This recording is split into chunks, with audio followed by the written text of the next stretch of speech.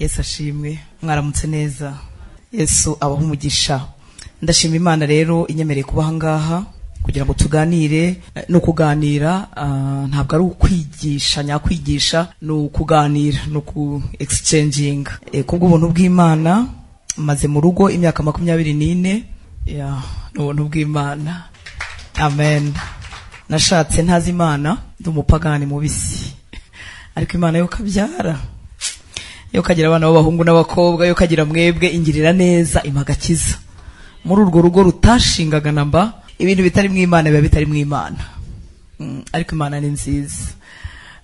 Maze y'imyaka 4 ngize amahirwe ndakizwa. Ikindi nari nshatse nta wampannye. Murabizi byari nyuma ya jenoside, nta mama, nta nyogosenye, nta muntu n'abahari bari barihungabaniye ku buryo nta muntu wibukaga ibyari byo. Mu by'ukuri sinzi n'impamvu nari nshatse, ariko nari nzi ngo nta bundi buzima ngira ngo buzongera kubaho. Ninjira mu nsinzi ntyo, nuko ndashaka ntyo, ariko Imana yo kabyara impagakiza, ibintu bitangira guhinduka. Habaga umuryango witwa Full Gospel niwo nakirijwemo. Maze gukizwa barakana twigisha umugore n'iki, umugore amariki mu rugo, umugore bigenda. Nubwa mbere nari menye inshingano z'umugore. Hanyuma Yesu agenda ngira neza, agenda agwira mu mutima wanjye, ndarwubaka na n'uyu munsi ndacyarurimo kandi rumeze neza. Urugo rurimo Kristo n'urwo atarimo biratandukanye. Cyado abantu bose bakabimenya. Ndashima Imana ko ngiye kubwira abantu ibyo ari byose bazi Yesu, kuko biragoye kuvuga ngo gira urugo rwiza udafite Yesu. Sinzi n'ukuntu bigenda, ntibinabaho. Rero Imana ishimwe kubw'ibyo. Ndashima Imana kubw'abakozi b'Imana, Pastor Desire na Madamu bangiriye neza bakantumira. Nkunda abagore kubera Yesu, nakunze abagore kubera Yesu, nkunda abagore cyane. Banumva nabaha ibyo mfite byose, banumva nababwira ibyo niyumvamo byose, kuko umugore ari mu imbaraga. Umugore ari mu muti ukiza umuryango wose ugakira. Umugore azana impinduka muri quartier. Umugore mbese iyo yaba yuzuye Imana akora ibintu bitangaje. Rero turabavandimwe muri Kristo, ngewe namwe. Amen. Turaganira ku biganiro bikwiriye mu muryango. Ntarakomeza kandi kantu keza kanejeje kuri uyu munsi. Mbere y'ibyumweru nka 2 ko Pastor Desire ampamagara akambwira iyi gahunda, ndimo gukora gahunda yanjye y'amezi cyangwa se y'ukwezi. Ijwi ry'Imana ryaransanze rero ambwa ngo ku itariki 15 z'ukwezi kwa 8 ntuhashyire ikintu uzaba urimo kwigisha mu bagore. Urumva atari byiza? Hanyuma ndicara ndategereza, ndavuga nzaba ndi kwigisha abagore, reka ntegereze ndebe. Ntiyambwiye ngo ni hehe, ntiyambwiye ngo ni iki. Hanyuma umukozi w'Imana ampamagaye, ndongera mbaza Imana. Nitoje kujya mbaza Imana buri kintu. Ni byiza, ntako bisa. Ibisa nkaho ari byiza byose burya siko tukwiye kubijyamo byose. Hanyuma ndongera mbaza Imana, ndavuga se nitabe makane. Hanyuma ryajwi rongera rambwira ngo none sinzi ko twarabikubwiye. Numva ndaryohewe. Nuvuga ngo uyu murimo ijuru rirawuzi. Nukuri Imana ibaho umugisha abakozi b'Imana gukorera Imana mukuri, mukuri, kuko ukuri kurabuze. Reka rero tuganire uko umwaka w'Imana ari budushoboze. Dufite teme ivuga ngo ibiganiro bikwiriye mu bagize umuryango. Tutaratangira kuvuga ibiganiro bikwiriye, kugira ngo habe ibiganiro bikwiriye nuko bikorwa n'umuntu ugize gute ukwiriye. Nuvuga ngo biragoye ko nagira ibiganiro bikwiriye nanjye ubwanjye ntakwiriye. Iyi communication reka turazijya dukoresha iryo jambo inshuro nyinshi nubwo atari ikinyarwanda, ariko iryo jambo communication si ukuvuga gusa, si ukuganira gusa, rikuyemo ibintu byinshi. Ariko iteme yacu iratubwira ngo ni ibiganiro bikwiriye. Mu yandi magambo bura mu kinyarwanda umuntu aba yarabuze uko abigoronzora, ariko communication irimo byinshi. Rero ntago twagira ibiganiro bikwiriye hagati y'abantu badakwiriye. Ni ukuvuga ngo ukomunika ibikurimo n'ibikugize. Wowe wese nicyo uzatanga. Abanyarwanda bavuze ngo akuzuye umutima agasesekara ku munwa. Ni ukuvuga ngo niba ndi umuntu udakwiriye, n'ibiganiro nzatanga n'imyitwarire yanjye izabigize gute, izabidakwiriye. Nshobora kukwishishanyaho gatoya nk'ubanga kuko tutari buhatinde. Nshobora kukubera umuntu mwiza ho gakeya, ariko ahantu turara mu gitondo na nimugoroba, hahandi tubyuka nabi tukabyukana neza, ntago wahishushanya igihe kirekire. Ni ukuvuga ngo ibyo uri byo rero nibyo uzatanga. Dukeneye rero kuba abantu bakwiriye kugira ngo tubashe no kugira ibiganiro bikwiriye. Twebwe rero dufite amahirwe kuko dufite umugabo ushyitse, umugabo ukwiriye, umugabo wuzuye witwa Yesu, ushobora kuduhindura abakwiriye n'igihe twari tudakwiriye. Ni byiza rero tutarinjira muri communication kubanza njyewe ubwanjye nkishyira ku minzani, nkemerera Imana kunkoramo umurimo igahindura ibigomba guhinduka muri njyewe. Ntabwo uzansanga n'imvugo nziza n'ubugwaneza umwaka wose, ubwo bugwaneza budaturukamo imbere. Ni ukuvuga ngo nemerera Kristo agakora umurimo muri njyewe, yamara kuwukora iby'inyuma nabwo bigakunda. Sibyo nshuti z'Imana? Icyo nkundira Imana ni uko umuntu wese ashobora kuba mwiza. umuntu wese yahinduka yemera Imana ikamukoramo umurimo. Ibituma umuntu ahinduka udakwiriye ni ibintu byinshi. Hari aho yakuriye, hari aho yavutse, hari ibyamubabaje, hari ibyamukomerekeje, hari ibyamugize mubi. Ni ukuvuga ngo umuntu agirwa mubi burya kakira agahinja, karezwa ahantu heza, kakakundwa, kakabwirwa ibyiza, akura umuryango mwiza, ntigakomeretswe, ntikangwe, akavuka yemewe, akabona ahantu bamwakira, ni ukuri yaba umuntu mwiza. Ariko twese mu buzima bwacu tuba dufite amateka cyangwa se background zitandukanye kandi zisiga zigize icyo zidukoraho. Iyo wabonye papa wawe atera ikofe mama wawe, hari icyo bigukoraho. Iyo wabonye mama wawe abarera yirwanaho umugabo asa nkaho adahari, hari icyo bigukoraho. Byanze bikunze bigukoraho ikintu. Iyo wabonye papa wawe atsikamira mama wawe, hari icyo bigukoraho. Bigusigamo ubugare murabuzi kuba ingare. Bigusigamo ubugare utabanje gutekerezaho. Nuko wabonye ko umugore yatsikamiwe mu muryango w'iwanyu, bituma ukura uri umuntu ushaka kuzirwanaho mu buryo bwose. Rero bikaturemamo ibintu bibi bitandukanye. Ariko ndashima Imana ko iyo tuyemereye igikora umurimo muri twebwe, ikadukiza ibikomere byose n'ibibi byose twabonye mu buzima bwacu, ikaduha imitima mishya nk'uko Bibiliya yasezeranye. Rero bisaba ko nk'umugore umukristo wemera ko Imana ikora umurimo hehe muri wowe imbere, kandi ntiwibeshye ukajya wishyira ku minzani kuvuga ariko mbyukane. Iyo ndamukanye umunabi biba byagenze biti. Hari umuntu abyuka adashaka kuvuga kandi yaraye nta kintu abaye.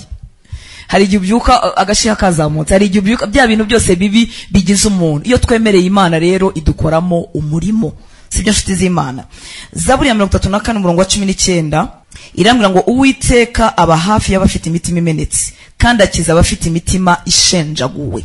Nkunda Bibiliya yakoresheje ijambo gushenjagurwa, no kuvuga ngo ni umutima wangijwe, ni umutima wabonye ibibi byose. Yesu ashimwe. Ariko Uwiteka nawo abasha kugira gute? Kuwukiza. Kuri rero kubari muri Kristo Yesu nta rwitwazo dufite kuvuga ngo nzavuga nabi, nzamera gutya kuko nyine nanjye narababajwe. Warababajwe ariko waje mu biganza by'umuntu ufite imbaraga zo gukiza umutima wagize gute? Washenjaguwe.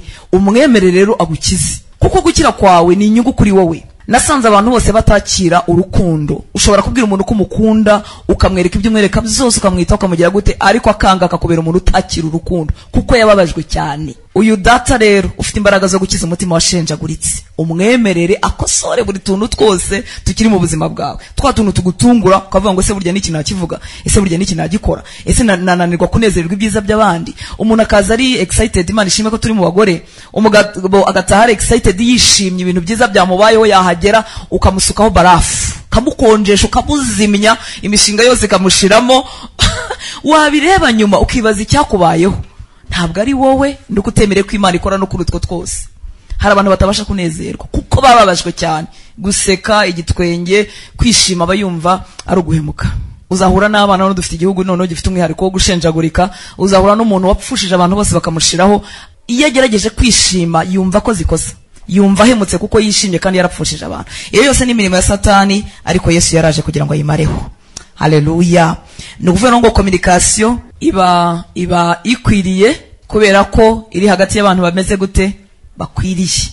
Turaza kuvugana rero nk'abagore, nk'abadamu. Hanyuma nitugira ibyo tuvuga ku bagabo, turatuma pasteri azaba tubwirire. Sibyo nshuti z'Imana? Communication rero nayita nka moteri y'ubusabane bwiza mu muryango. Ni ukuvuga ngo ni moteri, ni engine, ni igituma ubusabane bwiza bubaho mu muryango. Mbese nta nubwo turibashe kwivuga nk'uko biri, ariko nicyo kintu gituma ubusabane mu muryango bugenda neza. Iyo yapfuye, iyo yabayeho nabi, n'ibindi birapfa. Imana yacu tugire neza. Buri muntu wese rero akwiriye kwigiramo uruhare. Nuvuga ngo communication birenze ibiganiro, birenze kuvuga. Ikiganiro mvugana n'umugabo wanjye, ikiganiro mvugana n'umugabo wawe, birimo attention, cyangwa attention twayita iki mu Kinyarwanda, kwa kuntu twitanaho, kwa kundi nkwitaho urimo uvuga, cyangwa nkwitaho no mu buzima busanzwe. Ibyo byose birimo kwa kundi nguha care, kwa kundi nguha umwanya wanjye. Mu Kinyarwanda nyine twavuze ibiganiro, ariko communication irenze ikiganiro. Amen. Imana yacu tugire neza. Rero communication izamera nkuko wowe umeze.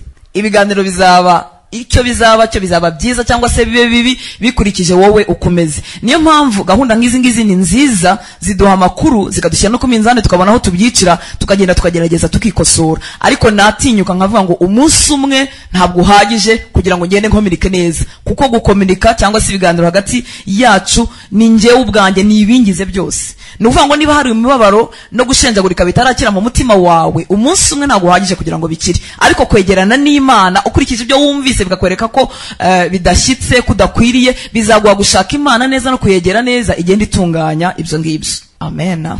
Ni ukuvuga ngo itangiriro ry'ibiganiro bikwiriye nuko wowe wahinduka ukwiriye, nkuko nari mbaze kubivuga. Iyo wowe udakwiriye biragoye ko iyo communication turimo tuvuga yagenda neza. Wa mugore tuvusoma mu Migani 31 umurongo wa 10 aravuga ngo umugore w'imico myiza ninde wamubona, arusha cyane rwose Marijane igiciro.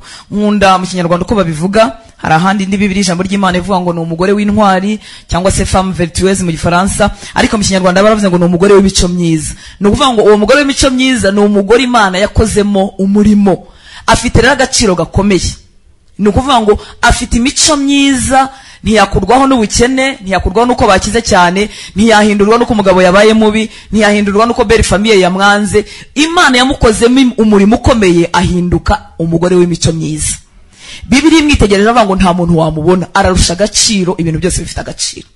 Diplome nziza ntiza n'umuco mwiza, amafaranga menshi twinjiza, murabiza abagore turakora, ni byiza rwose, Imana iduhe n'umugisha, ariko amafaranga menshi ntago yantera umuco mwiza. Ashwi n'ubwiza bw'inyuma ntimwantera umuco mwiza. Ndetse Bibiliya yabivuzeho ngo umugore w'uburanga udafite umutima ngo ameze nk'iki? Ni kwiki hehe? Urumva biteye isoni. Nuvuga ngo umuco mwiza ufite agaciro umuntu atabasha kugura. Uwo muco mwiza rero iyo uhari nabyo biganiro byiza birakunda. Muranyumva nshuti z'Imana, Imana yatugirire neza. Ikindi gituma iyi communication cyangwa ubusabane bugenda neza nkuko nemaze kuvuga nuwo turiwe, tubona muri Petero, mu rwandiko rwa mbere rwa Petero ibice 3 umurongo wa 4 hejuru gatoya bavuga ko tudakwiriye kwirimbisha gusa umurimbo w'inyuma, izahabu, kudodesha imyenda ihenze n'ibindi bya bindi byose dukunda. Bakavuga ngo ahubwo umurimbo wacu ube uw'imbere, uhishwe mu mutima, umurimbo utangirika w'umwuka, ufite ubugwaneza n'amahoro, ari wo igiciro cyinshi mu maso y'Imana. Ni ukuvuga ngo uyu mugore iyo yabashije kugira ubugwaneza n'amahoro, niwo murimbo uruta indi mirimbo yose. Abagabo babyumva cyane, gutaha mu rugo rurimo umugore ufite amahoro n'ubugwaneza ntako bisa. Simvuga ko hatabaho ikibazo muri uwo muryango, simvuga ko Satani atabakomangira nk'uko akomanga ahandi hose, ariko byose wa mugore azabikemurira mu bugwaneza no kwanga gutakaza amahoro y'umuryango. Hari igihe Satani adushuka aya mahoro tuyaha agaciro afite, kongera kuyagarura bikagorana. Rero biravuze ngo umwambaro w'igiciro umugore ashobora kugira ni ubugwaneza n'amahoro. Sindimo nkubwira ngo ntiwitunganye, sindimo nkubwira ngo ntuse neza, ubikore rwose ni byiza turanabikunda, ariko ntuzibagirwe umwambaro ngo udasaza. Bibiliya iravuze ngo ni umwambaro udasaza, ni umwambaro udacuyuka. Ni ukuvuga ngo wawugira ku mwaka wa mbere w'urushako, ukawugira uri umukecuru umaze imyaka 40 cyangwa 50 ushatse, ni umwambaro utagira gute, udasaza. Ni umwambaro wamwe imbere ubugwaneza n'amahoro. Abakuriye mu miryango ifite ba mama beza murabizi ukuntu nubwo nta byo kurya byaba bihari, ariko ugasanga mama mwiza wumva uruhutse. Murabizi mukira abana batoya, iyo wataha ukazenguruka inzu ukasanga mama wawe ntarimo, uburyo ubabara. Umugabo wanjye yapfushije mama we akiri mutoya, yambwiye uburyo yumvise agahinda. Nuvuga ngo yari umwana muto, ikiriyo iyo cyabaye murabizi haba ari abantu bo mu muryango, ntiyamenya ko mama we yapfuye, ntiyabiha agaciro. Rimwe agarutse ikiriyo cyararangiye, abantu bose baratashye, agarutse yinjira mu nzu ashaka mama we, yari umwana mutoya. Yinjira azenguruka inzu yose, ntabwo yari inzu nini, bari mu cyaro cy'Ibugande, azenguruka inzu yose abura mama we, kandi baramuhambye areba, ariko azenguruka inzu yose abura mama we, yicara mu nguni yifata gutya. Ngo uwo munsi yumvise agahinda atazi uburemere bwako. Mama mwiza rero ntakwasa, mama ufite umwambaro wamwe imbere w'ubugwaneza n'amahoro ntakwasa, nubwo yaba adafite amafaranga. Tekereza rero noneho umugabo washatse umugore nk'uwo nguwo ni umunyamahirwe kuruta abandi ku isi. Imana yacu tugire neza. Uwo mwambaro nitukawubure. ibindi byose tuvuga ni technique, ni byo dusoma hano hatandukanye muri Bibiliya, kuri internet, ibyo tuzumva n'abantu, ariko uwo mwambaro ugomba kuwishakamo kandi uzawishakamo bifashijwemo n'umwami w'abantu. Ubugwaneza n'amahoro ntibikagushiremo. Niwumva yatakaje, niwumva ubugwaneza bugabanuka, uzaje mu cyumba wikinjyana ubwire umwami Yesu uti mwami ntabara dore wa mwambaro udashira njyewe ndimo ndawutakaza. Bizagushoboza kuryoherwa n'ubuzima, bizagushoboza kugira urugo rwiza abantu bifuza gutahamo. Ubu buranga bw'inyuma nabwo ni bwiza, ariko ntibuhagije kugira ngo abantu bifuze kuba muri urwo rugo. Tuzababona abagore beza rwose b'ikibengukiro ariko bamazwe n'umunabi. Uwo muntu wifuza kwicara iruhande rwe. Ubushize numvise mu nyigisho za Pastor Rutayisire Antoine avuga ngo umugore ucira umuriro ngo umugore umeze nka dragon, no kuvuga ngo ucira umuriro, afite ijambo ribi rimeze nk'umuriro, ngo se umuntu ucira umuriro wowe ntiwamuhunga. Numva biratangaje. Imana yacu tugirire neza. Ubu bugwaneza rero n'aya mahoro dukura ku mwami ntago umuntu yabipirata, ntago umuntu yabyigana undi. Nakwigana kuvuga, nakwigana kwigisha, nakwigana kwambara, wandangira aho wadodesheje, wandangira amavuta wisiga, wandangira twa tuntu twiza twose abagore barangirana, ariko ntago nabasha kwigana ubugwaneza bwawe n'amahoro yawe. Ubitanga ni Kristo, iyo mwikomejeho ndabihabwa. Turabikeneye rero ibyo bintu badapirata, ibyo bintu batiga mu ishuri, ibyo bintu badakura handi hantu, dukeneye kwikomeza kubitanga. Kandi n'ukuri arabikora agahindura umuntu agahinduka rwose. Imana yacu tugirire neza. Kandi nk'uko navuze, ibyo bintu bizagaragara. Nyoko bukwa azamenya ko bifite, baramukazi bawe bazamenya ko bifite. Umugabo ushobora kumubeshya muri fiançaye akabona rwose uri ingeso nziza, ariko umugabo muzararana iminsi azamenya ko ubugwaneza buhari n'amahoro cyangwa se ko bidahari. Abaturanyi bazabimenya, abakozi dukoresha bo mu rugo tujya turenganya rimwe na rimwe nabo bazabimenya. Uzajyoboka kuri mukozi ukoresha nawe ari umwana w'abandi, utekereza ari umwana wawe wabyaye ukaba utakiriho wenda cyangwa warakennye, akajya gukora akazi ahandi agaconaguzwa muri buriya buryo. Kuko abamama tuzi gukunda, ariko tuzi gukunda kenshi abantu batuvuye mu nda, tukananirwa gukunda babandi. Ariko uriya mwana w'umukobwa udahikira uko cy'umunsi wa rimwe, mbibutse ko ari itegeko ry'umwami kwanza. Reka ndigire itegeko kugira ngo mubyemere. Niba ufite umukozi muha umunsi umwe byibuze w'ikiruhuko. Nawe urebe imirimo mu rugo iravuna, ninjiye mu zindi details. Imirimo mu rugo iravuna, uzatekereze kumuhamagara kuva mu gitondo, atunganya abana, azana inkweto, acana, ateka, agabura kugeza ninjoro mwese muryamye, akiri mu mirimo, umubwira ngo asigara yanduraho mwaririye, ugahera ku wa mbere ukageza ku wundi wa mbere. Abarokore bazima dukwiriye gutanga isabato ku bakozi bacu. Muzayibaha. Imana ibahe umugisha. Rero iyo ubwo bugwaneza nayo mahoro kuko bidapiratwa, dukwiriye kubishaka kubitanga. Imana ishimwe ko Imana iri kumwe natwe uyu munsi. Uyu munsi wafata icyemezo ukemerera Imana gukora umurimo imbere muri wowe. Kandi aka kantu mugatindeho tuganira n'ibindi byose biri bikurikiyeho n'ibyo mwumvise bwa mbere, ugende wikorera bira. Wishyire ku minzani urebe akantu kataryoshye muri ako gace, ugira ikintu ugakoraho. Imana yacu tugirire neza. Wemere ukiri bikomere, aho wambuye agaciro, aho wababajwe iby'amateka n'ibindi, wemerera Imana ubikire. Sibyo nshuti z'Imana? Communication nk'uko navuze igizwe n'ibintu byinshi atari amagambo gusa. Nuvuga ngo ibintu byose bitugize, ibyo turi byo, uko tugaragara byose birakomunika. Nuvuga ngo bifite message bitanga message runaka. Ukugenda, uko witwara, uko wambara, reka nabyo mbivugeho kuko hari igihe twambara nabi. Singubwiye ngo ugeze ku birenge nkanjye, ariko kandi ntiwambara ubusa kandi uri umubyeyi. Sibyo? Nuvuga ngo buri kintu cyose kingize, niyo natambuka uko nitwaye ku bantu, hari message bitanga. Iyo rero twambaye wa mwambaro wamwe imbere w'ubugwaneza n'amahoro, naho tugeze turabitanga. Dutanga amahoro n'ubugwaneza. Nubwo baba ku bantu akenshi society idaha agaciro, nubwo yaba ku muzamu, nubwo yaba ku mupranto wo muri biro, nubwo yaba ku muntu ukingura umuryango wawe, ubwo bugwaneza ubumusangizaho. Sibyo nshuti z'Imana? Imana yacu tugirire neza. Rero mu bigendanye n'ibiganiro byiza mu muryango, reka mbanze gato yamhere ku rushako cyangwa kuri couple hagati y'umugore n'umugabo. Nuvuga ngo ubusabane bw'umugore n'umugabo ni abantu bahujwe n'urukundo. Ni relationship, ntabwo ari umukozi mukorana mu kazi, ntabwo ari boss, ntabwo ari n'umuvandimwe wawe, nubwo nabyo bishobora kukuzamo, ariko nuvuga ngo twahujwe n'ikintu kidafatika. ni urukundo, ni relationship, ni ibintu biri hagati yacu. Ibyo bintu rero bisigasirwa nanone na bya biganiro byiza cyangwa se na ya communication nziza, kuko n'ubundi kugira ngo agukunde, umukunde, umwikirize, ntabwo si ibintu mwagiye ngo mupfa gusinya kontra, mwagiranye ikiganiro, murabivugana, wumva araryohewe, yumva araryohewe, mutangira urwo rugendo hamwe. Ibyo rero byazanye uburyohe. Iyo byapfuye bya bindi n'ubundi birapfa. Umugabo ashobora kuba n'umugore mufite amafaranga ntacyo mwabuze, umugabo atunga urugo rwe, nta kintu kibuze mu bifatika, ariko ubu busabane kuko butahujwe n'inzu n'inyubako no kugurana imodoka, bwaba budahari, umuntu akabihirwa ari mu nzu nziza, akabihirwa atwaye imodoka nziza, akabihirwa yambaye neza. Ni ukuvuga ngo ntabwo mwahujwe n'ibintu materiyeri, mwahujwe n'ibintu bidafatika ariko bisigasirwa, birimo ubwo busabane cyangwa ibyo biganiro byiza byo mu muryango.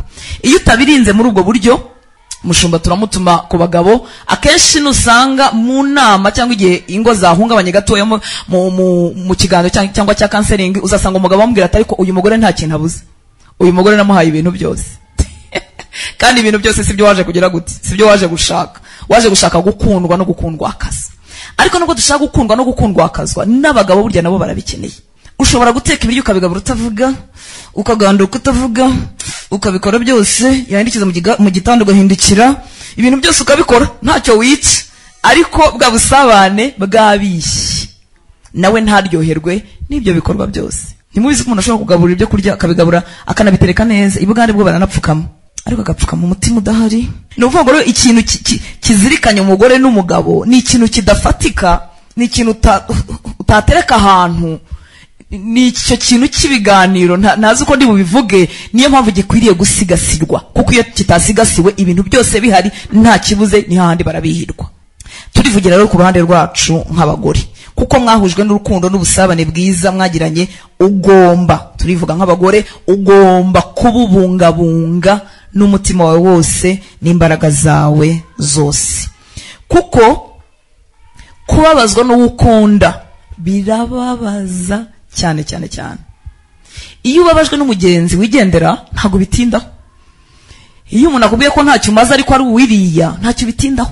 Ariko iyo bibwiwe n'umugore washatse cyangwa n'umugabo wawe akabwira ati ntacyo uri cyo, uzapfa uri imbwa, biracengera mu mutima bikagera no mu magufa.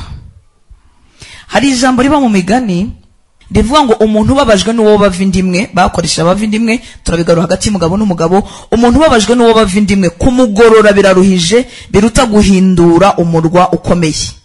Muranyumva? Kubabazwa n'umuntu wari utegerejeho urukundo ngo birakomeye cyane, kongera kubunga no kubahuza kuruta kwigarurira Kigali, kuruta gufata umujyi. Mwabyumvise? Umuntu ubabajwe n'uwo bava indimwe, kumugorora biraruhije, biruta guhindura umurwa ukomeye. Nuvuga ngo ingabo zije zikadutera muri uyu mujyi wa Kigali, biroroshye ko zafata umujyi kuruta guhuza abavandimwe bakomerekanyije. Abo ni abavandimwe, umwe yigira uri umwe aca hari undi agaca hariya. Noneho rero umugore n'umugabo abandi Imana yavuze ngo bazaba iki? Umubiri umwe. Azava iwabo, azasiga se na nyina, azaza babane akaramata.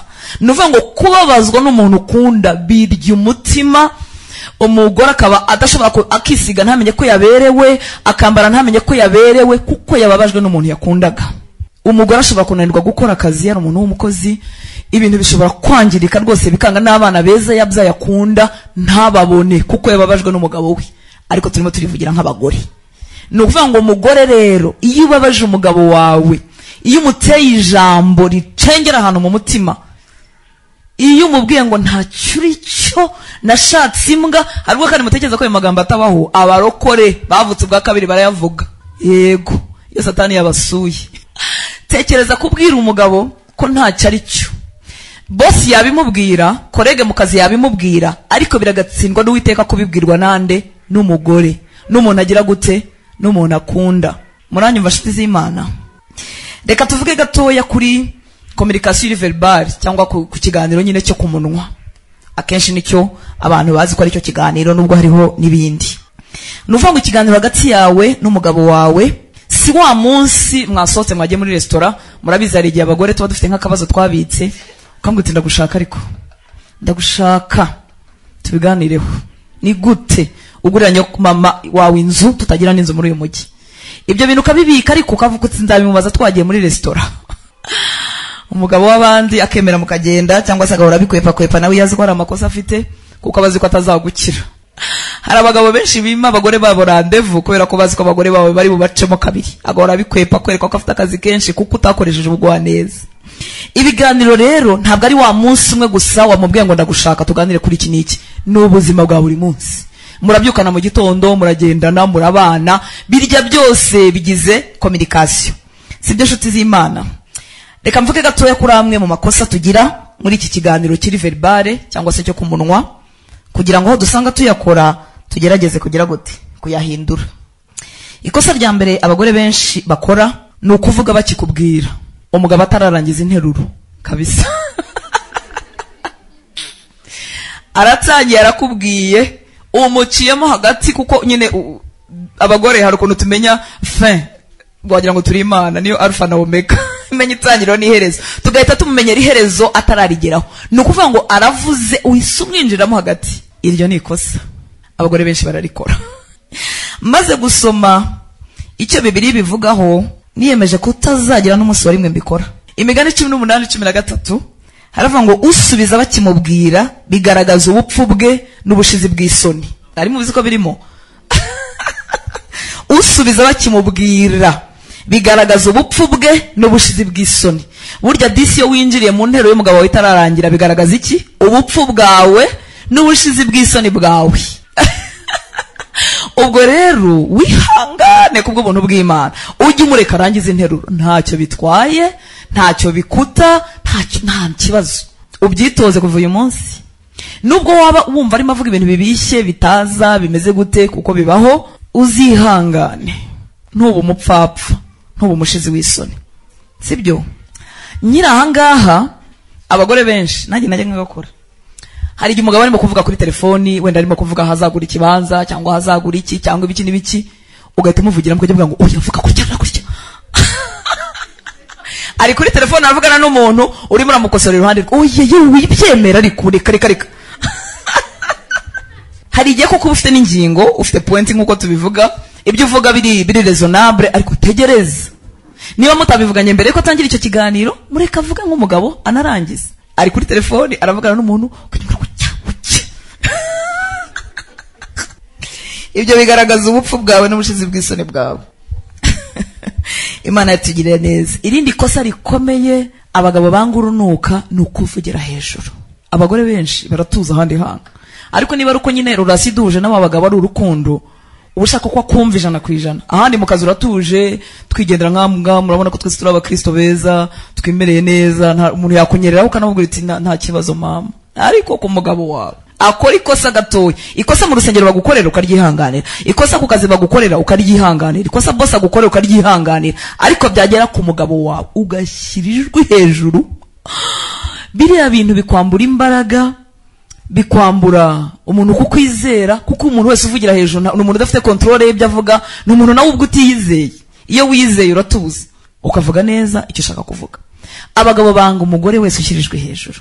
Yego hari abandi bagore nabo bakora control nako bakagucecekana, nabyo ni bibi. Bakagucecekana, nushaka kuzitorera winaga hejuru, nushaka kuzagurisha inzu, bahisemo guceceka. Akenshi biterwa n'ibikomere, nabyo ni bibi. Ariko turivugira kucyo kuvugira hejuru. Sibyo nshuti z'Imana? Imigani 9:13 biratuma uzahita uceceka utazongera gusakuza. Haravuga ngo umugore upfapfana arasakuza, ni ikirimarima kandi ntacyo amenya. Ayiwe data we, mani dutabari.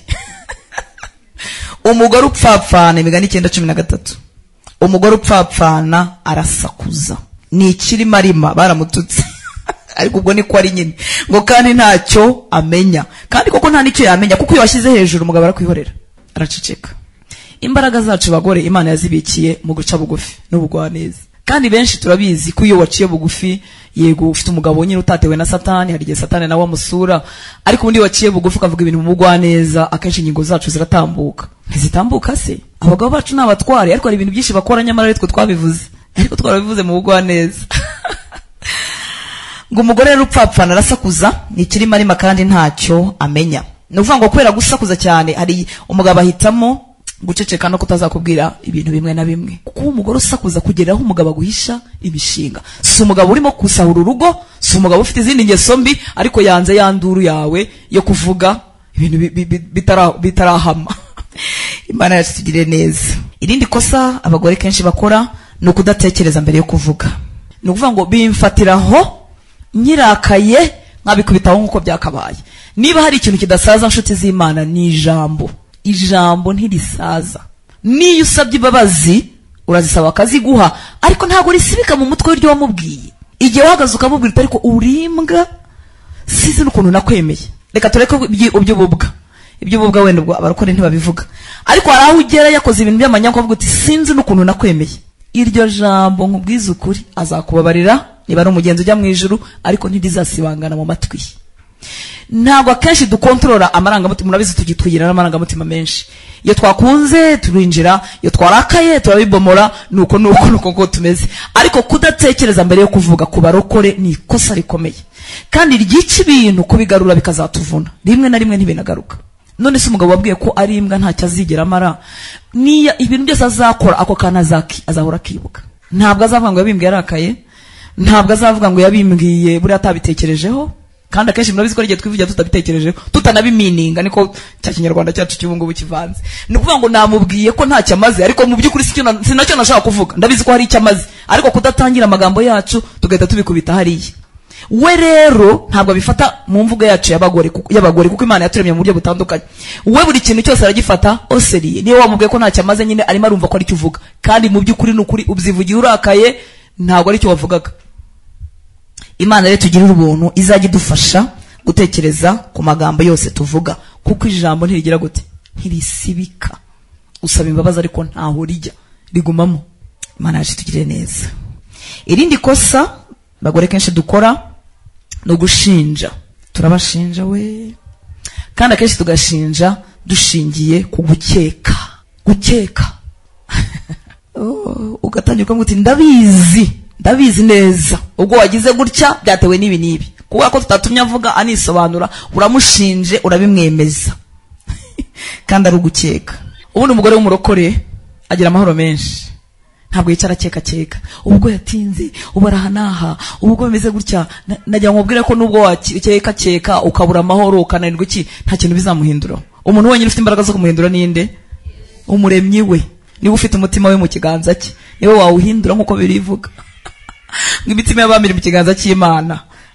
Ashobora kwihindukiza nk'uko umuntu ayobora amazi mu migende. Icyo uzakora nusanga ingeso zidashitse, nibura umukristo muzabiganireho utuje, ibindi uhamagara iyo mu ijuru ushyira amavi hasi imukoremo umurimo nk'uko nawe yawugukozemo niba hari uwo yakoze. Sibyo nshuti z'Imana? Kwirirwa ushinja ngaho wagiye muri telefone. Umugore w'umurokore kijya muri telefone apfa gatereka asuka nyonyomba sinzira ukakabatura ukarebamo. Ibyo ni ukutagira amahoro yo mu mutima. Imana yamuguhaye izamukurindira, ntabwo uri polisi. Sibyo? Irindi kosa no gufata ikosa ry'ako kanya ukarigira ikosa ry'iteka. No kuvuga ngo akoze ikosa ako kanya ariko wowe urigize ikosa ry'iteka. Ukamubwira tuvuga urugero yibagiwe kuza kugutwara, wari ufite gahunda wenda Imana yarabahaye umugisha mufite imodoka, yendaga kuza kugutwara ahantu arakwibagirwa. Kandi akwibagirwa abantu umutima mwiza nta matiko kenshi bagira, yakwibagiwe nyine hari ibyamuhujije. Ugahita umubwira ngo uhora unyibagirwa cyangwa se iteka ryose uranyibagirwa. Ni ikosa ry'ako kanya urarifasha urigize iki? Iryiteka. Kandi ejo yakujyanye ku isoko, ejo bundi yakujyanye muri saro, ntabwo yakwibagiwe. Ibyo ntabyo ubara, ufashe iryo kosa uhita urigize iki? Ikosa ry'iteka. Byatindamo gatoya ugahita umwibutsa n'ikindi gihe yabikoze mu myaka nk'itanu ishize, kuko tuba tubyibuka byose. Rero nukwiriye gufata ikosa ry'ako kanya ngo urigire ikosa ry'iteka. Ikindi niba turi abakristo twarababariye, kuki ninda gucukumbura amakosa ya kera ngo nongere nyagarure. Uzirinde gukoresha iriya jambo rivuga ngo ni ku ikosa rimwe, ariko wirinde koresha iriya jambo rivuga ngo uhora ugira gutya iteka ryose niko bigenza. Sibyo nshuti z'Imana? Ikindi kintu gikomeye cyo giteye ubwoba no gusembura intonganya. Iyo urugo rurimo amahoro twembi tubyungukiramo. Umugore abyungukiramo, umugabo abyungukiramo. Wirinde kuba umugore usembura intonganya. Abagore benshi ntago bazi uburyo intonganya zica, ngiye gukoresha ijambo mwihangane, zica ubugabo bw'umugabo. Ubugabo bw'umugabo simvuga ubwo mu gitanda, nubwo nabwo intonganya zibwica, ariko ndimo navuga uwo ndi we, cyubahiro cyanjye, self esteem, kuba ndi umugabo wese Imana yamuremanye icyubahiro, kugikunda. Niyo mpamvu yatubwiye abagore ngo bagore twumvira abagabo bacu, tugandukira abagabo. Imana yamuremanye ubwo buyobozi. Yego so gutsikamira umugore no kumukandamiza, ariko afite ubuyobozi muri we. Intonganya rero, umugore w'intonganya aragenda akica icyo cyubahiro karemano umugabo yari afite. Bishobora no kuba iby'ibyago bikomeye, nuvuga ngo uwo mugabo wenda afite aho akora, afite n'abayobora, bose baramwubaha bakamuha agaciro, ariko yagera ku umugore akaba ari utamuha ako gaciro. Intonganya rero, bagore beza, nshuti z'Imana, uzazirinde mu buryo bushoboka. Nubwo waba ufite ikibazo kikuremereye kajana, ntuzavugire mu gutongana. Sibyo nshuti z'Imana? Nari mvuze ngo zica ubugabo, icyubahiro cye, ariko na buriya bugabo bo mu gitanda zirabwica. Muranyumva? Apeti yose yo kuryamana n'uwo bashakanye yazima mu isegonda kubera intonganya. Abagabo badafite umwami, badakijijwe, rimwe na rimwe bajya gusambana n'abantu wareba ukabona muri ntibakabaye babakurura kubera imvugo nziza. Nuvuga ngo intonganya zo mu rugo zatumye agira gute? Aruhunga, cyangwa se yitinza mu kazi kugira ngo asange madamu w'amahane yagize gute? Yaryamye. Muranyumva nshuti z'Imana? Ufite Kristo azamwikomezaho, ariko nawe abe mu rugo rwe abihiwe. Hari abagabo bakiranuka, batasenya, batajya mu buraya, ariko akaba mu rugo rw'abihiwe kubera intonganya z'umugore. Intonganya iragatsindwa n'Uwiteka. Imigani 21:19 haravuga ngo kwibera ku gasozi kadatuwe kurutsa kubana n'umugore w'umwaga utera intonganya. Kwibera ku gasozi kadatuwe, ariko urakumva, ni agasozi si muri jardin, ntabwo yagiye mu masengesho by'ubuze ngo yatereye umusozi, ariko yahitamo kuba wenyine ahantu humagaye hatari ubuzima, akibera ku gasozi kadatuwe, byamurutira kubana n'umugore w'umwaga. Nuvuga ngo n'umugore w'umunyamahane utera intonganya. Aho bikomerera ku bagore nuko turebye gutya mu maso, nimara kuntu tuba turi duse, tumeze neza, uturebye gutya mu maso ntabwo wamenye ufite intonganya n'uzifite. Tuba tumeze nk'amazi rwose atuje, ariko nagama kabuye gatoya tukwereka abo turibo. Rero intonganya zizimya umugabo, zikamwica, zikamwambura agaciro. Ashobora no kujya mu kazi yambaye amasogisi adasa, cyangwa yambaye ishati ihindurije kubera umugore uvuga nabi, agira ngo asohoke muri urwo rugo. Ashobora gushakisha misiyo kugira ngo arebe ko yatinda akamara ukwezi n'amezi 2. Ashobora reka mbigarure no mu kirokore, ashobora gukora amasengesho ya cyane no guhora ku rusengero no kuba mu byumba by'amasengesho atari umuhamagaro, ari uguhunga mama pasiteri.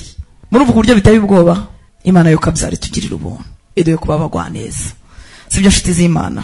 Ngo umwana upfa, Imigani 19:13, ariko ndifuza kuvuga ku gace ka B, haravuga ngo umwana upfapfana abera se ikirumbo, kandi intonganya z'umugore ni nk'ibitonyanga bidatuza. Dondi. Ibitonyanga bidatuza murabyumva? Gatonyanga paf. Mu bantu bajya mubibona nko mu mafilme, cyangwa se turanabyumva mu nkuru, torture cyangwa torture, gutortira umuntu umubabaza. Njya numva sinzi niba ari inkuru z'ukuri ko bafungiraga abantu nko mu mwobo, bagashyiraho igitonyanga cya robine kigwa mu butwe bw'umuntu. Paf. Uwo muntu yasotse nyuma y'igihe runaka asohoka yarataye ubwenge, atibuka ikintu na kimwe. Ni agatonyanga konyine kagira gute? Kadatuza. Bibiliya yavuze ngo intonganya z'umugore zimeze nk'iki? Igitonyanga kidatuza. Ni nk'ibitonyanga bidatuza. Ni ukuvuga ngo intonganya z'umugore, umugabo azakomeza kuzumva mu matwi ye yageze ku kazi. Watonganya uragenda, ariko mu kazi barimo baramubaza ya raporo yaki, ameze nk'udahara, arumva ta arimo arumva ya majwi y'uwo mugore. Imana itugirire ubuntu, iduhindura abagore b'umutima. Nanone Imigani 17:1 haravuga ngo utwo kurya dukakaye turimo amahoro, turuta urugo rwuzuye ibyo kurya ariko rufite intonganya. Nuvuga ngo intonganya zisunika umunezero wose, zikawusibanganya burundu, ku buryo ibyo kurya byiza baguteguriye utabasha kubibona. Kandi hari abagore n'ukuri batagira umutima, ashobora no gupima umugabo ari ku meza, ibiryo byari bihari yaragiye kurya, agahitamo kubita ibijambo n'ibigambo. Nubwo watetse ifi yokeje n'inkoko ihengamye n'ibiki washyizemo umuceri kwa kundi wawumbiramo imbere, wakoze ibintu bitabaho, iyo bigeretseho intonganya ibyo biryo bihinduka zero. Bibiliya yavuze ngo utwo kurya dukakaye turimo amahoro, turaruta urugo rwuzuye ibyo kurya rufite intonganya. Nuvuga ngo ibintu by'agaciro mu miryango yacu ntabwo ari ibintu materiyeri, na atmosphere tuharema, ni ikirere tuhashyira mu miryango yacu. Nicyo gifite agaciro kuruta ibyo kurya byuzuye frigo, kuruta imyenda myiza yuzuye akabati, kuruta amamodoka aparitse muri parking. Amahoro dushyira muri urwo rugo, kandi ubwo bushobozi Imana yabubikiye mu mugore. Ikirere kiba muri urwo rugo kizanwa n'umugore. Ndababwiza ukuri, umugabo nubwo yaba ari mubi kajana, nubwo yaba ameze nk'intare, niba ari uko batahirirwa banigendera, ntago bajya barema ikirere kiri muri urwo rugo. Ikirere amago yacu afite nicyo we wazanye, nicyo nazanye. Niba ari urugo rurimo amahoro umuntu yinjiramo akumva aguwe neza, ni madamu wabikoze. Niba ari urugo umuntu yinjira yikandagira ameze gutya, ni madamu wabikoze. Niba hari abakozi bo mu rugo bahora bifashe bameze gutya, ni madamu wabikoze. Ikirere dushyira mu mago yacu, atmosphere tuhashyira, niyo izagira gute, niyo izahaba. Twemerere Imana idukize imitima yacu, tugira amahoro menshi atemba nk'uruzi, tubashe guhereza no ku bantu bose bari mu muryango w'iwacu. Rero nayivuze ngo atmosphere iri mu rugo, ikirere gihari, nicyo twebwe twahatanze. Abakristo bateka inkono ebyiri, umukozi wagutekeye ibyo kurya akagira inkono ye, ariko ni no kubura ubwenge. None se abiriya bitetse, abiriya kibitetse, urinda kumuteza so mu rurumba. Why? Imana yaguhaye ikiro kimwe cy'inyama, mugisangire ngo kiri munasha ko umuntu arya kangana gute, ariko mugire umunezero no kugubwa neza. Imana yatugirire ubuntu. Mubashakanye muri couple, twari turi kuvuga ku ntonganya, kuko turi abagore, akaba ariko tubwirwa, turamutuma zabitubwirira abagabo, ariko ubu wa mbere kugarura amahoro tumwita umushampion. Nuvuga ngo ari amahoro atakara kubwo impamvu zitandukanye. Murabizi mu buzima bamwe bibazo n'ingorane, kandi nta hantu uzabyihisha ukiri ku isi, ntaho uzabyihisha, uzahura nabyo. Hari n'igihe nta kibazo kiba gikomeye cyavutse, ariko abantu bananiwe, bafite stress y'akazi, hari amadeni se yabinjiriye, hari ibibazo by'ibindi byose by'umuryango bivuka, natinze kugira gute se, urubyaro rwatinze kuboneka se, belle famille yabinjiriye, mwarwaje se, bya bibazo byose byinjira mu muryango tutabasha kwihisha. Ariko uzahora wa mugore we, uzahora uri uwa mbere kugarura iki? Amahoro. Sibyo? Igihe amahoro yatakaye, nubwo byaba bitaguturutseho, umukristo ntarindira ngo agomba kunsaba imbabazi ngo niwe wabiteye. Oya, nibwo byaba bitaguturutseho, kugira ngo cya kirere cyiza cyo mu rugo ugisigasire, uzaba uwa mbere kugira gute? Kugarura amahoro. Imigani 23 baravuga ngo umuntu ashimirwa kwirinda impaka, ariko umupfapfa wese akunda intonganya. Murabizi hari igihe abagabo bacu batubwira bati nta kibazo nabyumvise reka tubirangize. Si benshi babivuga, bari abantu ni n'abantu beza n'ukuri, nuko tubazanaho amatiko. Akavuga ati nabyumvise rwose reka tubirangize. Ugasubiramo ngo hoya, banzu gira gutya na gutya. Banzu byumve neza, banzu sobanurire byagenze biti. Nukuvuga ngo ntago uri uwa mbere mu kugarura iki? Mu kugarura amahoro. Kandi Bibiliya iravuze ngo ariko umupfapfa wese akunda intonganya. Nukuvuga ngo urashaka ko bicika kugira ngo bamenye ko wababaye. Hoya, niba yemeye ikosa akaba ashaka ko amahoro agaruka, wamwemere nawe ukayagarura. Sibyo nshuti z'Imana? Umuntu ashimirwa rero kwirinda impaka. Nuvuga ngo uzahora uri umushampion wa wundi ugarura amahoro bwa mbere. Reka mve gatoya kuri iyo mvugo iri verbale y'amagambo, tuvuge gatoya kuri body language. Imvugo ntavuze, reka tuyite gutyo, imvugo ntavuze ku munwa ni ingenzi cyane ku bantu babana umunsi ku wundi. Ishobora kuvuga no kugira urusaku rwinshi kuruta amagambo. Muranyumva nshuti z'Imana? Ijisho ry'umugore ryakurebye nabi, umva riragutobora, rikurebe, rikugeza ahantu, kandi nta jambo ageretseho. Arashobora kugusuzugura mu bashyitsi kubera ko hari ibintu mutakemuye, abashyitsi bataraza, kandi noneho we yashakaga kwerekana ko urugo ari amahoro shenge, ko nta kibazo muze kubisigaramo, ariko ukajya ureba ijisho rimeze. Wari winjira mu rugo rw'abantu ugasanga umugore yabakobye na zero. Bikoze umugabo isoni, agubwa nabi. Hari umudamu narinze ariko naje kumenya ikibimutera. Uko umugabo we yabaga arimo aganira n'umuntu w'igitsina gore, yarebaga ijisho ribi, akarakara bahagararanye, akabarakari nta kintu uhuriyeho n'uwo mugabo, nta ngeso mbi ntaki, ariko akabarakarira bya bindi. Ariko naje gusanga shenge atari we, nta nubwo bari abakristo. Umugabo yari umusambanyi cyane. None kuko yamusambanyeho cyane cyane, umugore aragenda zinukwa icyitwa igitsina gore cyose. Umugabo yaba avugana n'umuntu bahuriye no mu muhanda, muramutsa gusoma, umugore akaba ameze nk'intare, yarakomeretse shenge, maze ntiyasanga Yesu ngo amwomore. Body language rero, iyi mvugo tutavuze iravuga cyane cyane, niyo kwitondera ku bantu tubana nabo umunsi ku wundi, mu muryango aho dutuye. Imana yacu tugirira ubuntu. Ku bantu babana n'ukuri irakomeye, uko nari mvuze, ishobora kuvuga cyane ikagira urusaku rurenza amagambo igihumbi nakubwira. Utavuze hari uko witwara, bikereka umugabo wawe kumwishimiye, kumuhaye agaciro cyangwa kumusuzuguye kandi utavuze. Twe turanabizi we, ushobora kureba umuntu ukamuhera ku kirenge ukamuzamura ukamugeza ku mutwe urangiza ukirebera hirya gutya. Ntiwavuze no kuvuga ngo tukwiye kuyitondera nayo. Hari imyitwarire izatuma uhesha umugabo wawe agaciro akumva arubashywe mu rugo rwe. Hari indi myitwarire tutavuze tujuru, wenda ntanarebye n'ijisho ariko sinkwiteho gusa, sinkwiteho nkaba naragusibye mu mutwe wanjye wenda kubera n'amanyanga wakoze cyangwa ikosa rya rimwe na rimwe wakoze, nkagusiba mu mutwe wanjye gusa ngakora nkaho nta mugabo uri muri urwo rugo. Rero iyi body language niyo kwitondera. Kora itware mu buryo buhereza icyubahiro umugabo Imana yaguhaye. Uganire n'abapfakazi bakubwira ko umugabo ari w'igiciro, bakubwira ko umugabo ari kwitabwaho, ariko wowe kuko ukimufite akenshi rimwe na rimwe hari igihe utabiha agaciro. Muri iyo body language hari icyereka umugabo wawe utavuze byinshi, ukoze gusa uko witwara n'icyo ugaragaza, byereka umugabo wawe ko umukeneye, kumwifuza nk'umugabo. Ikanjyane wenda mu gitanda.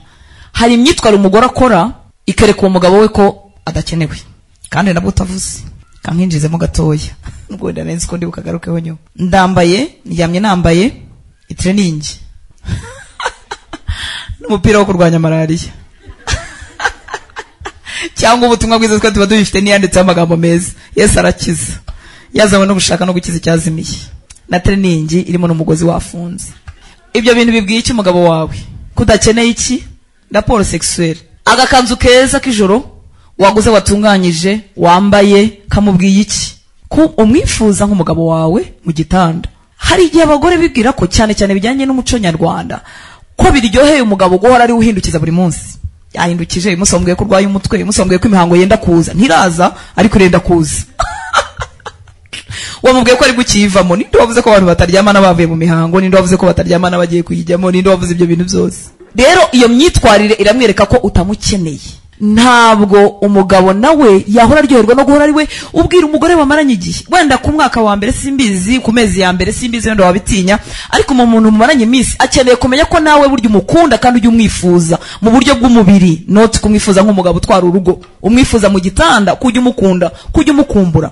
Nisakirirego abarokore ntibabikora, bivana umuntu mu mwuka cyangwa bibumushyiramo ahubwo neza. Sibyo nshuti z'Imana. Nuvuga ngo uko nitwaye inyuma biravuga. Niba icyumba nashashe neza, nahinduye amashuka, nagira ubuntu wenda bwo kugura n'amashya, nateguye mu buryo butandukanye, ibyo bintu birabwira umugabo wanjye ko mu cyumba ibintu ari amahoro, ndi tayari. Niba nahinduye agatara, murabizi wagize umugisha ufite amatara mu cyumba, wahinduyemo washyizemo akabara k'ubururu uyu munsi, ejo washyizemo ak'icyatsi, ejo washyizemo akameze gutyo. Ibyo ngibyo biravuga kandi nta magambo mvuze. Kandi mwibuka ko icyo duharanira ari atmosphere nziza yo mu rugo rwacu. Nta kintu cyiza nko gutaha mu rugo rw'imwe amahoro, nta kintu cyiza nko gutaha mu rugo uzi kukunzwe. Sibyo nshuti z'Imana. Abagore rero Imana yaduhaye ubwo bushobozi bwo kurema icyo kirere mu mago y'iwacu, tukabikora kandi bigakunda. Inuvuga ngo iyo ni body language. Sinavuze ariko imyitwarire yanjye irabigaragaza. Akenshi abagore twitunganya dusohotse, ariko mu rugo umuntu ahingutse yavuga ati "Uyu ni urutansa ngo njye kuri YouTube cyangwa ntabwo ari we." Nta kintu na kimwe, nta kubrosa. Yesu w'i Nazareti, saa sita z'amanywa nta brosa, dagwaye ngo niriwe mu mirimo, nakoze isuku, ndi mu mwuka, n'umugore w'umutima. Ariko nubwo n'umugore w'umutima nkeneye no gusa neza. Umugabo wanjye yiriwe hanze abona abantu basa neza. Yego niba ari mu mwami ntibizamukuru, ariko nta n'impamvu ataha mu rugo rusa rurimo akavujagari kangana gutyo. Sibyo nshuti z'Imana. Nuvuga ukonsa rero nabyo biravuga. Imana yacu tugire neza. Muri izi nanone body language hari bireba abagabo cyane, nabyo umushumba zabibatubwirira. Gufatana n'umuntu mu ntoki, hari ubwo tugira ngo nibyo abazungu, oya nibyo abakundana. Kugendana, ubu noneho rero abagore kubera ko natwe Imana yatugiye neza ikanaduhamagara, dufite imirimo ntiwashobora, nta mwanya dufitiye abagabo, turahuze, turimo turakorera data, abandi baba baracuruza, barajya mu Bushinwa, barajya Dubai, umva tumeze nk'abihagije, nta mwanya wo kugendana nabo. None Imana yabatera iteka mukagira utumodoka tubiri. Mana yanjye mukazongera guhura muri 2025. Kugendana ni iby'ingenzi ku bashakanye. Gufatana mu kiganza ni iby'ingenzi. Yego pastor azabitubwirira abagabo bajye badufata mu ntoki, ariko natwe ntacyo bitwaye. Hari igihe umwe agenda ari imbere iriya n'undi ari inyuma iriya kandi bajyanye mu bukwe. Kwicarana akenshi nubwo tugira ngo abagabo bakunda gusa gutekerwa, kurya ibyo twatetse, harimo ababikunda harimo n'abatabikunda. Ikindi wa mugore mu migani 31 hari ahantu heza nkunda haravuga ngo amenya neza imico yo mu rugo rwe. Nuvuga ngo menya imico yo mu rugo rwawe. Hari umugabo ukunda ko mwicarana, mwatetse yego byanarangiye mwicaranye.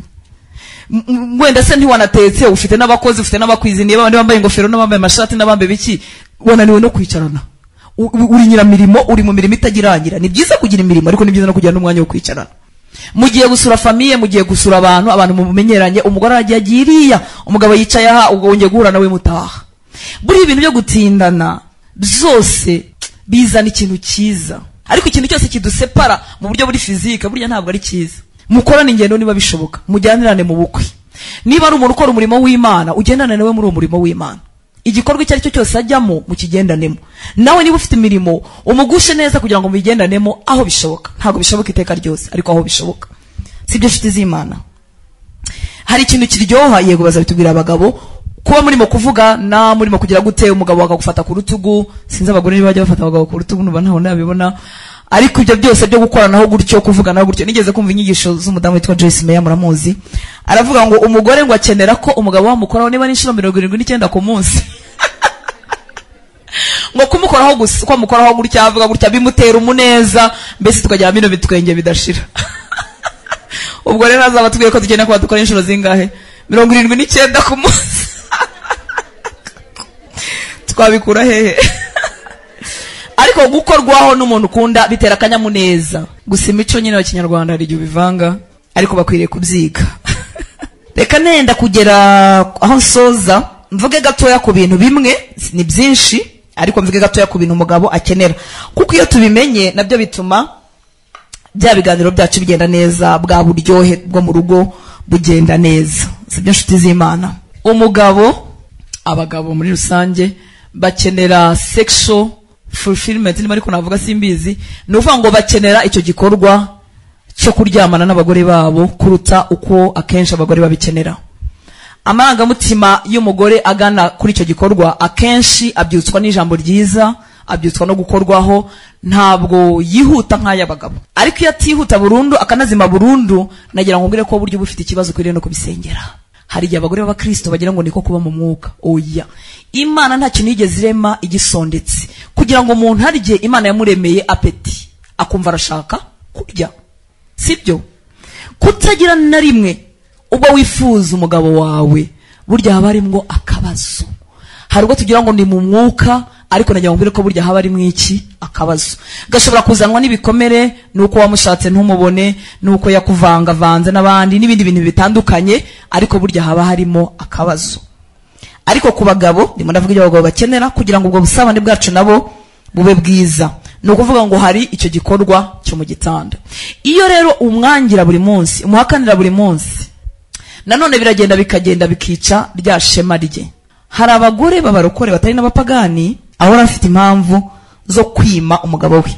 Kankoresha iryo jambo ko na Bibiliya yaratinyutse arikoresha. Yavuze ngo iki? Ntimukimane. Ubwo si ibyo bintu biri mu mubiri, biri mu mwuka, ubwo byanditse muri Bibiliya. Reka rero twe kugira impamvu nyinshi zituma umugabo wacu cyangwa se abagabo bacu batakwishimira muri icyo gikorwa. Sibyo? Mu byo bakeneye byibanze nacyo kibamo. N'abanyamwuka barabikeneye. Ubukoze ikosa rero kumubuza uwo mudendezo n'uwo munezero hano mwisi, ni mwisi, mwijuru nta kurongora no kurongorwa bibaye. Tuzaba twambaye umubiri w'ubwiza. Haleluya. Ese uzajyayo? Aho ntitukahibagirwe, dore kurongora no kurongorana n'iby'imyaka mike. Shobora kuba 25 cyangwa 40 cyangwa 50 cyangwa 60 watinze, ariko arahandi hano tuzaba imyaka idashira. Nako si n'imyaka, ibihe bidashira. Ariko rero ubwo burenganzira afite akira no ku isi ntukagire gute? Ntukabumwime. Kandi ahubwo twibeshya ko ari ibyabo gusa. Oye, natwe bitugwa neza, bibagwa nabi mwebwe kubera ko muri abanyamwuka cyane. Bitugwa iyo umugabo abujijwe ubwo burenganzira igihe kirekire. Okay, yari umukristo arihangana agapfira muri Nyagasani, yari umupagana ajya kwirwanaho. Ikindi bitera umunabi. umuntu niba ari directeur ahantu akinjira yiyenza kwa planto, yiyenza vuga ku kibibirira, ku kibi nibi kubera ko hari ahantu byapfiriye. Icya kabiri akenera companionship, no kuvuga ngo gushyigikirwa muri icyo gikorwa arimo. Haba igihe abagore binyora complètement ibyo abagabo babo bakora. Hari igihe yego abagabo bashyiraho imbibi, akavuga ati umugore wa ntamenye konte, ntamenye ubucuruzi bwanjye, ntamenye ibiki, ntamenye iyo yinjiye mu murimo w'Imana arawica. Muzasanga abapasiteri bavuga gutyo, umugore wanjye yica umurimo, ibiki n'ibiki, muzabisanga ibyo byose. Ariko uyu mugore w'umutima, uyu mugore turimo tuvuga twifuza kuba we, ni byiza ko aherekeza umugabo we. Guherekeza simvuga guherekeza mu buryo buri physique, simvuga kugendana buri munsi, ariko tubiganireho. Naza mubaze ngo ese akazi byagenze biti, ese amadeni mwarabishoboye, ese kukazi byagenze neza, ese umurimo w'Imana umeze neza. Guherekezwa mu bikorwa abamo mu buzima bwe bwa buri munsi, sibyo nshuti z'Imana. Akenera kandi umugore uri attractive, umugore mvuge ngo ikira ufite rukuruzi ukurura. Umugore wese cyo nkundira Imana, umugore wese arakurura, kuko igihe yagushakaga yari yakurutishije abandi bagore bose. Umwiza ku mugabo wawe siwe mwiza ku mugabo wanjye, siwe mwiza ku wundi. Buri mugore wese washatswe n'uwo mugabo yari yamushimye. Si byiza rero yego hamwe n'imyaka, rimwe turabyibuha, ubundi tukabyara, ubundi rikagera ikibuno kikagera amabere akagera iriya, ibyo byose biraza. Ariko ba attractive on mu nzira zawe. Si ngombwa ngo wisiga rouge à lèvres niba utabyisiga, si ngombwa ngo ugire gute bindi dukore iki, utereho inzara niba utaziteraho. Kora ibigendanye nawe ubwawe, ariko ube uri attractive, ube umugore usa neza mu nzira zawe, akaba ariko mvuga, sibyo? Ibyo ngibyo bikubiyemo n'isuku n'ibindi bintu bitandukanye. Uzi ko hari abagore muri imyaka bakiryama badakarabye, amarobine tuyafite mu nzu, tuyafite muri douche, tuyafite ahantu hose. Ndabivuga rimwe mukumva wenda ari nk'ibintu biraho bitabaho, ariko umugore ashobora kuvuga ati nivire ku kazi ninaniriwe sinishoboreye, agahita yinaga hariya. Murabizi uko umwana yaturemye mu buryo bwiza buteye ubwoba utangaje kandi buteye ubwoba. N'icyuya cyose wazamura akaboko ngo ufate sheri hakazamuka ibintu. Rero birakenewe. Ikindi ushobora kugira ibyago ugahura n'umugabo udafite isuku, bibaho cyane ko umwanda wabo woroheje ugereranyije n'uwacu. Ariko niba abona ko wikoraho isuku mbere yo kuryama, nawe azabigira umuco. Ariko ntuzamubwira ngo karaba nawe utakarabye. Hari abantu batabrose mu ijoro bakaryama batabrosheje. Ni ukuvuga ngo ube umuntu ukurura ku mubiri wawe, mu cyumba cyawe, mu nzu yawe, ahashoboka. Mwibuke ko communication atari amagambo gusa. Ni ukuvuga ngo ndarema cya kirere cyiza twavuze, atmosphere nziza ikurura amahoro, n'ahantu umuntu ataha ashaka kuhataha. Sibyo nshuti z'Imana? Ibyo wabikora mu kazi k'icyumba kimwe, wabikora mu nzu y'igorofa igerekeranye, wabikora ahantu hose bingana nuko Imana ikunganije muri iyo minsi. Nta rwitwazo namba dufite. Sibyo nshuti z'Imana? Uzi gutahana n'abantu muvanye ku kazi n'inshuti, wahajya ukumva urashaka nko kubasubiza inyuma gatoya, be kubona ko pampers iteretse ku meza, inkweto bavanyemo zikiri muri salo n'ibindi. None twebwe tugira n'ibindi, n'igihe tuba twambaye perike ukaba wayikuyemo wayiteretsaho, itambaro cy'umutwe wagiteretsaho, bya bindi byose. Umuntu akifuza kuba yasubiza abashyitsi inyuma kugira ngo abanze umugore agira ibyo atunganya, biragatsindwa n'Uwiteka. Ikindi bakenera ni domestic support. Ni ukuvuga ngo n'ibyo mu rugo dukwiriye kubibafasha. Niba Imana yakugiriye neza ukagira umugisha mu mirimo y'amaboko, ugira icyo ukora. Ushobora kuba utinjiza amafaranga ariko ugakora. Hari abagore baba banebwe, akaba adakora akazi gatuma asohoka, ariko no mu rugo nta kintu na kimwe areba, aricaye na telekomande kuri televiziyo. Uretse telekomande ya televiziyo, n'abantu bo mu rugo arabatelekomanda. Kanakaza n'icyayi, kanakaza n'itari turushye ko nubona umwana yanyaye.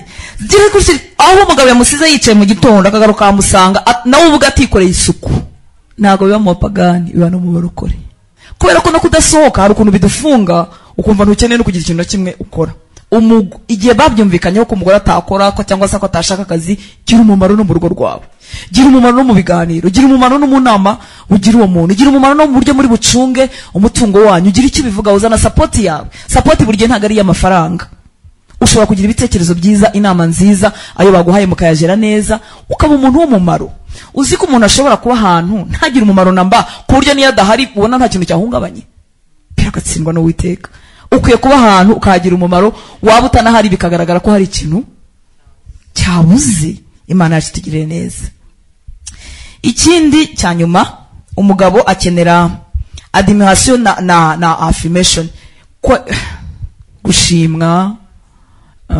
Abagore turabikunda cyane, ariko harimo twibaza ko abagabo batabikunda, ariko nabo barabikenera. Ni ukuvuga ngo umuntu ushobora kumwafirima muvugaho ibyiza, nkuko ushobora kumwambura agaciro utamuvugaho ibyiza. Mu kiganiro gisanzwe inosama, umuntu atabyitayeho, muri mwasuranye n'inshuti, murimo muganira bisanzwe, wenda ukavuga ikintu cyiza runaka, ugahita uvuga uti ibyo ngibyo umugabo wanjye ntashobora no kubimenya, ntabyo ajya abasha, byaramwinaniriye mu bantu. Hari ubundi buryo wabivugamo, kandi akenshi ibyo gukosora ntukwiye no kubivuga hari abantu, mubivugane muri mwembi. Ariko ni cyiza akora ukakivugaho. Sibyo nshuti z'Imana? Abagore turabikunda, ariko n'abagabo barabikenera. Umugabo ashobora kuba akora ibikorwa bishimwa hanze n'abantu bose, ariko nta munsi n'umwe umugore aramuha ijambo ryo kumushyikira muri icyo gikorwa. Reka ngaruke wenda ku bakora imirimo y'Imana nk'ibi dukora byivuga butumwa.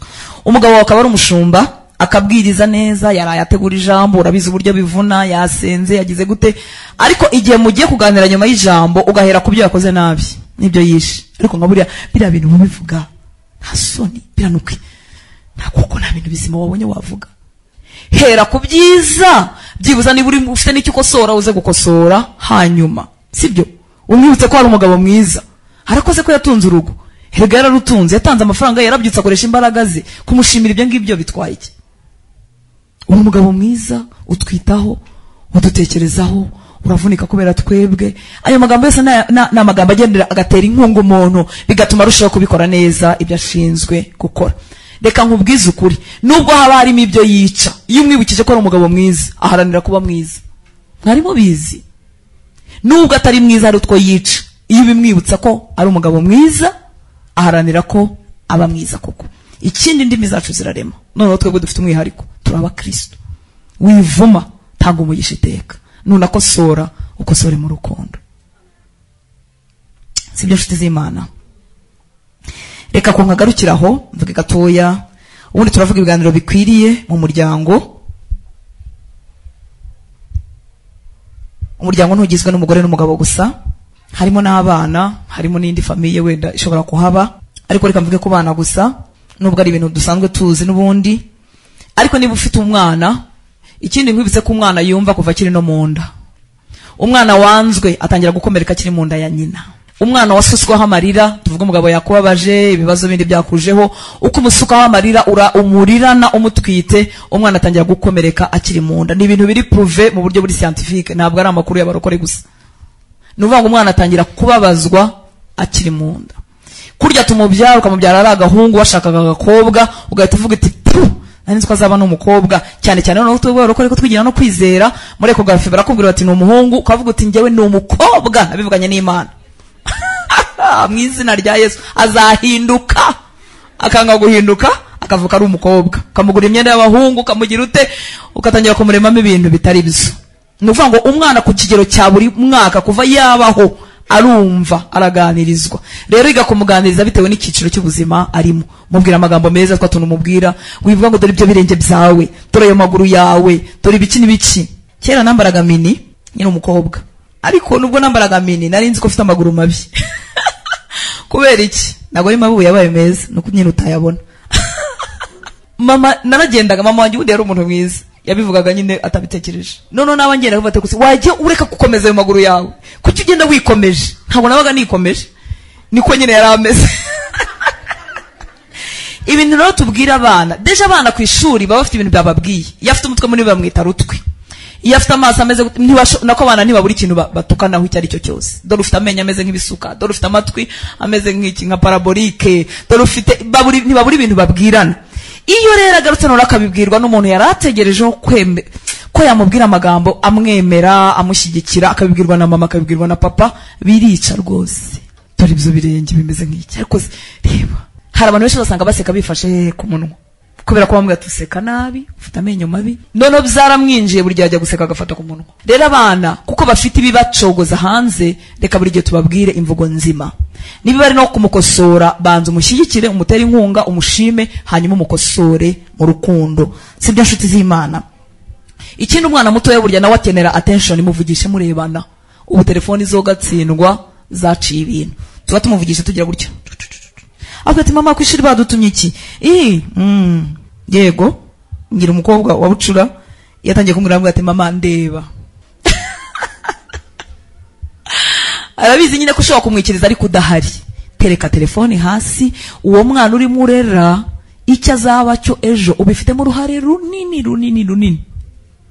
Isi yiteguye kumwica, sosiyete yiteguye kumujyana kure y'Imana, afite inyigisho n'inshuti zimubwira ibintu bipfuye ibihumbi n'ibihumbagiza, afite internet zamwereka amahano. Umuntu wenyine ufite imbaraga zo kumushyiramo ibintu bizima afite muzima ni wowe Imana yizeye, ikamucisha ikamwemera ko avukira mu muryango w'iwanyu. None nawe nta mwanya umufitiye. Aba mama, aba Kristo, tereka telefoni hasi, uvugane n'umwana wawe.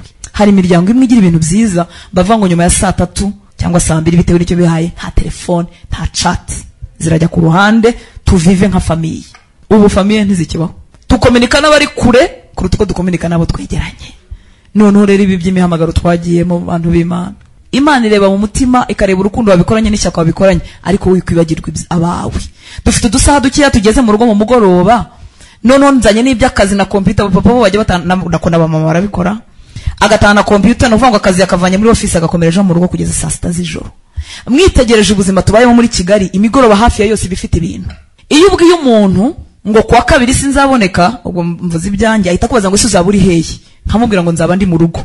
Ati se nahagusanga, nkamubwira ngo oya. Ni umugoroba umwe wonyine mfite wo gusengana n'abana banjye. Indi migoroba hafi ya yose irafashwe. Kuwa mbere wenda naruhutse, kwa kabiri ndasengana nabo, kwa gatatu nagiye mu gicano cy'amasengesho, kwa kane ngaho nagiye Karongi, n'ibindi. None na wa mugoroba umwe ufite barashaka kugira gute nawo kuwukoresha. Kandi akenshi turashuka umugoroba wa famiye tugenda tugumva ngo nta kintu dufite kuwukoramo.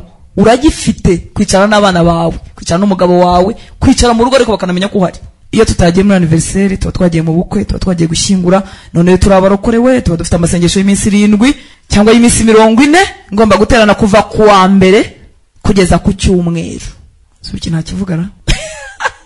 Reka mvuge ko kitari mu mwuka. Niba uri umugore kuba mu masengesho y'iminsi 40 kuva kuwa mbere kugeza iminsi 40 irangije udasiba iteraniro na rimwe, ufite urugo, ufite abana b'abadolescent n'abadolescente, ufite abana barimo bakura, ufite ababebe, ufite abantu ugomba kwitaho, uri mu masengesho kandi kura kuri no mu mwuka cyane, ujya mu gitondo ukajya no mu nimugoroba. Iminsi 40 muzi kunari myinshi. Sinkubujije gusenga, ariko burya ni wawe wanyuza mu gasengero. Sinkubuje no kuba mwiteraniro kuko ndabikunda nanjye bivuga, ariko reka nkubwire, wakwihamo umwanya ukavuga ngo kwa 3 no kwa 4 nzasengera mu rugo, kwa 5 nzajya mu rusengero, kwa 6 nzajya mu rusengero. Umva abapasteri nanjye ndiwe, twifuza ko igihe tubwiriza hari abantu tubwiriza. Ese hari umuntu ukeneye kubwiriza intebe? Ntawe. Ubwo tubyifuza rero tuzahora tubabwira ko ari byiza, uyu munsi Imana iri bumanuke, uyu munsi noneho birenzeho iminsi 40 ukayikubita. Ayiwe baravuga ati yavuye mu mwuka, umva ngurimo nzana kugumamo kugera ku iherezo ry'urugendo. Ariko reka nkubwire, abakozi b'Imana bamwe ntiwanabarenganya kuko nabyo bintu nibabizi, ariko hari ikintu wica utazagarura. Buri stage y'umwana ntigaruka. Nuvuga ngo icyiciro wenda cyo kuva ku mwaka umwe cyangwa kuva kivuka kugeza ku myaka 5 nta kirenga, ibyagombaga kugikorwamo ntago bizagaruka. Nyuma y'imyaka 6 kugeza kuri 12 ibyo abwirwa n'ibyo yerekwa bijyanye n'iyo myaka. Ku myaka irenzeho ingahe ibyo azabwirwa bijyanye n'iyo myaka. Ni ukuvuga ngo buri stage ntigaruka. Iyo tuyitwayemo nabi ntabwo bigaruka. Nitube mu mwuka ariko tukwibuke ko inshingano ya mbere Imana yaduhaye ari imiryango yacu. Imana ntizambaza ubutumwa bwiza navuze hirya no hino ku isi, izambaza mbere na mbere ibyo nakoze mu rugo iwanjye. Yego n'itoro yamaye gushumba izarimbaza niba ntarabikozeho icyo nagomba kurikoraho, ariko ikindi impamvu mugomba gusigasira umuryango wanyu. Iyo umuryango upfuye cyane cyane ku barokore, iyo umuryango upfuye n'ibindi bintu byose birapfa. Ubu impamvu umushumba yantumiye nuko azi ko ndi umugore ufite umugabo kandi nubatse. Ubu sinana divorce wantumira pastor, cyaba birangiye. Twajya dukundanira mu rugo iwawe nkabasura nkababwira ibyago nagize, ariko ntago bantumirira ahangaha.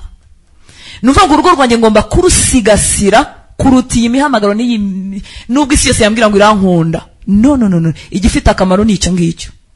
sibyo nshuti z'Imana? Genda urwane ku rugo rwawe. Icyo kiza utabibyemo ntabwo uzagisarura, icyo wabibyemo uzagisarura. Ikintu kibabaje rero nuko niyo tutabibye dusarura. Umurima bawuhinze, na mirima iranga bawuhinze ntibateremo ibigori n'ibishyimbo, hazamera iki? Ibyatsi bibi, hazamera urwiri. Imbuto mbi ntikenera ko bayibiba, irimeza. Ariko ibyiza byose birakorerwa. Sibyo nshuti z'Imana? Abana bacu tubaha umwanya, tuvugane nabo turebana mu maso. Nigeze gusoma akantu bamwe ngo uyu mwana akiri mutoya nujya kuvugana nawe uvugane nawe mureshya, kuko iyo uhagaze gutya ntago nuvuga ngo niba ari mugufi ca bugufi, icara se, pfukama se. Abagabo bajya babikora gatera nk'iva akavugana n'umwana we bareshya, baringaniye, apana kumutontomera uri hejuru ye, bizamuremamo ikintu kibi mu buzima. Imana yacu tugire neza. Ikindi uha agaciro ibyo avuga, ubyiteho, asange niyo njya kubikubaza asange ubizi. We kuvuga amakosa ye mu bantu, habwo tugira ngo ubwo ari abana amakosa yabo twayavuga mu bantu. Abagore b'ishiti zawe baba bagusuye ugatanya kuvuga turiya mwana unyara ku buriri, biramuteramo ikimwaro kitazapfa gukira, azakigenda narinda w'umugabo anyara ku buriri mu biziranye. Kandi kunyara ku buriri nabwo burya bifite ikintu kiba cyabiteye. Niba ari satani wabiteye musengere, niba ari ikibazo psychologique mu kigaho, mu kirebeho, mu gishakira umuti, kuko byo byose birabitera. Ariko wowe uyivuga ngo dore wa mwana unyara ku buriri, nahinga ukuri kumwe n'abagore b'abaturanyi ngo dore cyabaye icyanyuma. Ibyo si byo kuvuga abantu bahari. Umwambuye agaciro kukamugaruramo bizamufata igihe kirekire. Kosora ibyanduye. Abafaransa nibo bavuze ngo rerange sale solave en famille, bikora abantu badahari. Sibyo? Muha agaciro burya nawe aragakene ubwo akiri umwana. Umwami Yesu abahe umugisha. Reka ngarukira aho ngaho. Murakoze cyane.